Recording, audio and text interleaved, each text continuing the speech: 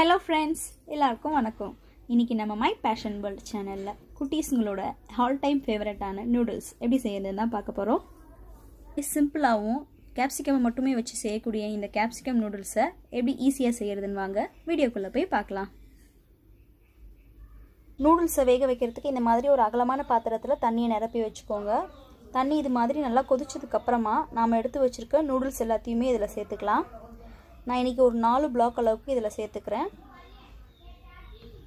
சேர்த்துட்டு இதை நல்லா ரொம்ப வேக வைக்காமல் ஒரு 3/4 பதம் வேகிற வரைக்கும் நாம் இந்த நூடுல்ஸை வேக வச்சு எடுத்துக்கலாம். ரொம்ப வெந்துருச்சுன்னா ஸ்டிக்கி ஆகி ஒன்றுத்துக்கு ஒன்று ஒட்டிக்கும். அதனால் 3/4 பதம் வெந்ததுமே இதை நாம் ட்ரெயின் பண்ணி எடுத்துக்கலாம்.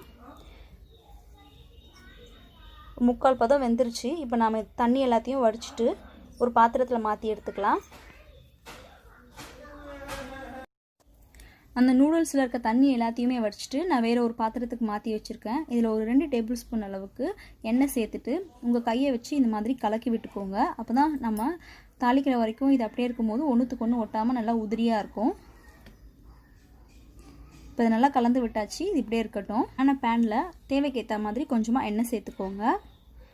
எண்ணெய் லேசாக சூடானதும் இதில் பொடியாக நறுக்கி வச்சுருக்க இஞ்சியையும் ஒரு 7லேருந்து 8 பல் பூண்டு பொடியாக நறுக்கி வச்சுருக்கேன், அதையும் சேர்த்து லைட்டாக டோஸ்ட் பண்ணிக்கலாம்.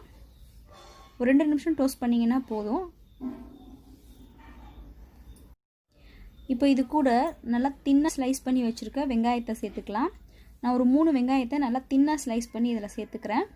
நம்ம இதில் ஃபுல்லாகவே வெஜிடபிள்ஸ் மட்டும்தான் சேர்க்க போகிறோம். அதாவது வெங்காயம் குடமிளகாய் மட்டுமே வச்சு சிம்பிளாக செய்யக்கூடிய ரெசிபி தான். அதனால் வெங்காயம் கொஞ்சம் நிறையவே சேர்த்துக்கோங்க. இது கொஞ்சம் நல்லா லைட்டாக வறுத்துக்கலாம். ரொம்ப வெந்துடக்கூடாது. கொஞ்சம் க்ரன்ச்சினஸாக இருந்தால் தான் ஃப்ரைட் ரைஸ்க்கு சாப்பிட நல்லாயிருக்கும். இப்போ நாம் வெட்டி வச்சுருக்க குடமிளகாயை சேர்த்துக்கலாம். நான் இன்றைக்கி க்ரீன் கலர் மட்டும்தான் சூஸ் பண்ணியிருக்கேன். உங்களுக்கு எந்த கலர் தேவையோ நீங்கள் அதை ஆட் பண்ணிக்கலாம். இப்போ இதையும் லைட்டாக இந்த எண்ணெயிலேயே வதக்கிக்கலாம். இப்போ இதில் நம்ம சாஸ் எல்லாமே சேர்த்துடலாம். ஒரு டேபிள் ஸ்பூன் அளவுக்கு டொமேட்டோ கெச்சப், ஒரு டேபிள் ஸ்பூன் அளவுக்கு சோயா சாஸ், ஒரு டேபிள் ஸ்பூன் அளவுக்கு வினிகர். நான் சோயா சாஸ் எடுத்த ஸ்பூன்லேயே வினிகர் எடுத்துருக்கிறதால அந்த கலரில் இருக்குது. நீங்கள் வினிகர் இல்லைனா லெமன் ஜூஸ் கூட ஆட் பண்ணிக்கலாம். இது எல்லாத்தையுமே சேர்க்கும் போது தீயை சிம்மில் வச்சுட்டு நல்லா கலந்து விட்டுக்கோங்க. எல்லாத்தையுமே சேர்த்தாச்சு. இப்போ நம்ம வேக வச்சு வச்சுருக்க அந்த நூடுல்ஸை இதில் சேர்த்துக்கலாம். நம்ம எண்ணெய் ஊற்றி கொஞ்சம் நேரம் கலந்து விட்டதால் ஒன்றுத்துக்கு ஒன்று ஒட்டாமல் நல்லா சூப்பராக இருக்குது. இப்போ இதை சேர்த்துட்டு இதை மெதுவாக கலந்து விட்டுக்கோங்க.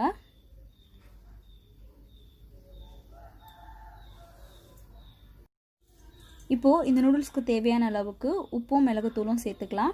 நம்ம சேர்க்கக்கூடிய சாஸுங்களே பார்த்தீங்கன்னா உப்பு இருக்கும். அதனால் டேஸ்ட் பண்ணி பார்த்துட்டு உங்கள் தேவைக்கு ஏற்ற மாதிரி சேர்த்துக்கோங்க. கொஞ்சமாக மிளகுத்தூள். இப்போ இதை லைட்டாக டாஸ் பண்ணி விட்டுட்டா நம்மளோட நூடுல்ஸ் ரெடி ஆகிடும்.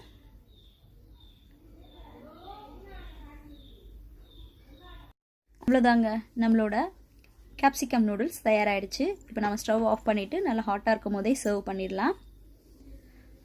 நம்மளோட சூப்பரான கேப்சிகம் நூடுல்ஸ் தயாராகிடுச்சு. இந்த ரெசிபி உங்களுக்கு பிடிச்சிருக்கோன்னு நான் நினைக்கிறேன்.